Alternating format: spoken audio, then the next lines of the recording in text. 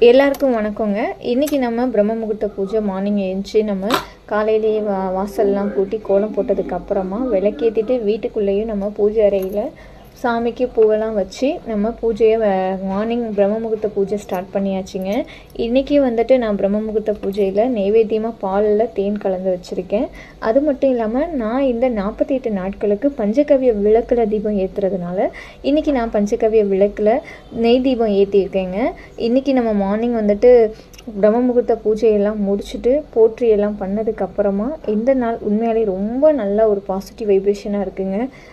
ஏன்னா நம்ம தொடர்ந்து நம்ம இந்த குளிர்காலத்தில் நம்மளால் எந்திரிக்க முடியாது. ஆனால் நம்ம ஒரு வேண்டுதல் வச்சு இதை செஞ்சே ஆகணும் அப்படின்னு நினச்சோ நம்ம எந்திரிச்சு நம்ம இந்த வேண்டுதல் பண்ணோம் அப்படின்னா கண்டிப்பாக நடக்குங்க. ஃபஸ்ட்டு ஒரு 1 or 2 days நமக்கு எந்திரிக்க சிரமமாக தான் இருக்கும். அதுக்கப்புறமா ஒரு வாரம் போச்சுன்னா அது நமக்கு பழகிருங்க. நீங்களும் ஆட்டோமேட்டிக்காக எந்திரிக்க ஆரம்பிச்சிருவீங்க.